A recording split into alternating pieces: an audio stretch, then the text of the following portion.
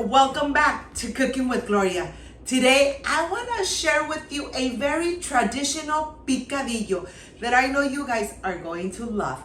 But first things first, my apron is on, my hands are clean, and I am ready to show you my ingredients.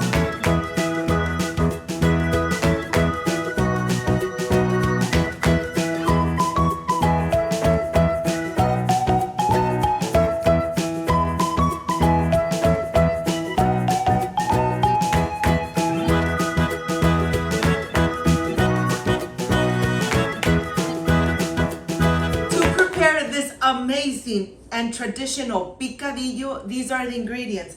I have chicken bouillon, 1 tablespoon, half a tablespoon of black pepper, half a tablespoon of oregano, salt to taste, 1 tablespoon of paprika, homegrown tomatoes, all the sizes, 3 chiles serranos, half an onion, 1.5 cups of mixed veggies, 1.5 of ground beef, and of course 3 diced potatoes.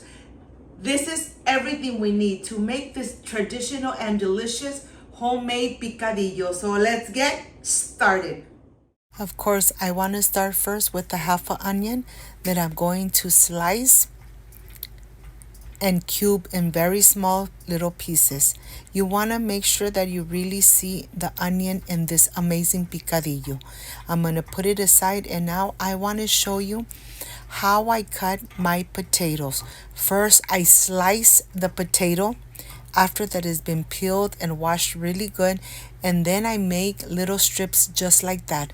You want to make the cubes small so that it really cooks evenly with the rest of the ingredients.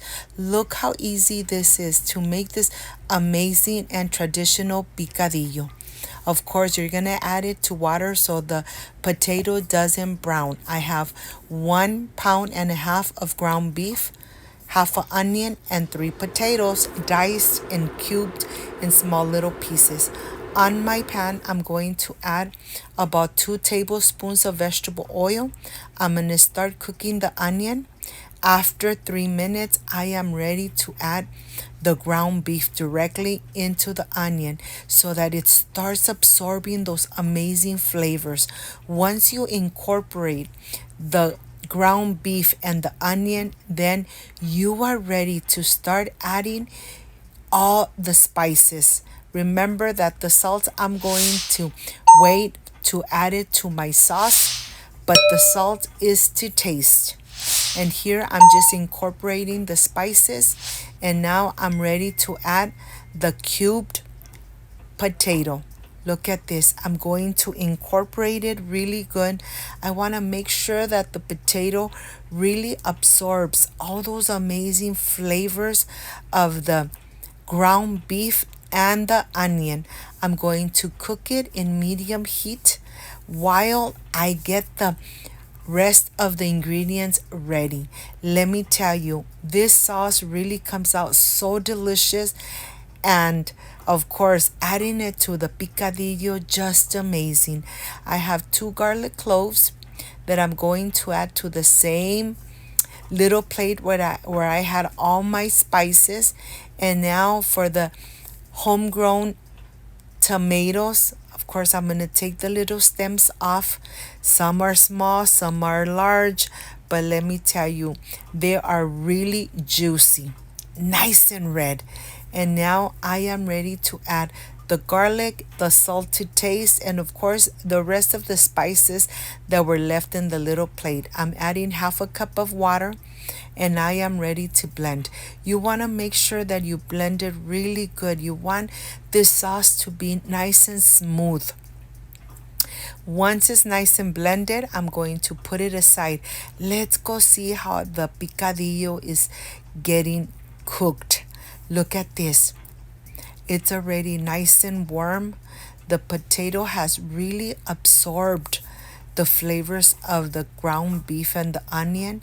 And now I'm adding this amazing sauce right on the top. I am going to cook it for about 5 minutes. But once everything is incorporated, I am going to cover my pan, cook it for about 5 minutes. After 5 minutes, I'm going to open and just move it around. I don't want nothing to stick to the bottom of this pan. Once you've cooked it for 5 minutes, I am ready to start adding the 1.5 cups of veggies right on the top. But remember, taste it just in case you need to add some salt to it. So here, everything is so delicious. Now I'm ready to add the veggies. Once you add the veggies, cook it for another 5 minutes. Remember that the potato has to be al dente. Don't overcook your potato. I am going to incorporate it really good. Cook it in medium heat. Of course, I'm going to add my 3 serrano chilies on the top. They are cloves, so my picadillo won't be spicy. I just want the serranos to really absorb those flavors and get nice and mushy. And here I'm going to leave it just as is, cooking it in medium heat. Once it's boiling from the center the way it is now, I'm just going to come mix it a little bit from the center because I don't want this picadillo to stick on the bottom of the pan. And now remember, once it's 5 minutes, check your potato. You don't want to overcook the potato, remember? So if the fork goes in easily, it is time to turn off your stove and start preparing your amazing plate. Enjoy it as is or enjoy it with some white rice. Let me show you from close up how amazing this picadillo looks. All those veggies, all those colors. Oh my gosh, my home smells amazing. Your mouth is watering. Prepare this delicious and traditional picadillo. And here this is the presentation plate. Of course, I'm adding my chile serranos right on the top. And this is going to be the plate I'm going to enjoy with white rice. I'll see you in a bit.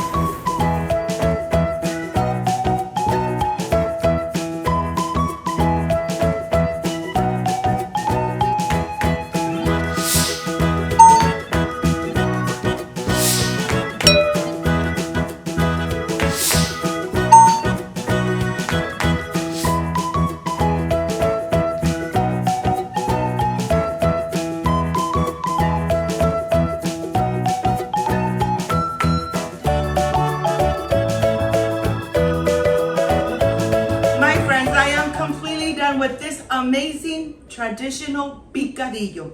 Of course, I added some white rice, but you could enjoy it with tortillas. And if you have leftovers, you could even make an amazing burrito. But this is the part I love and enjoy tasting my recipes. Excuse me.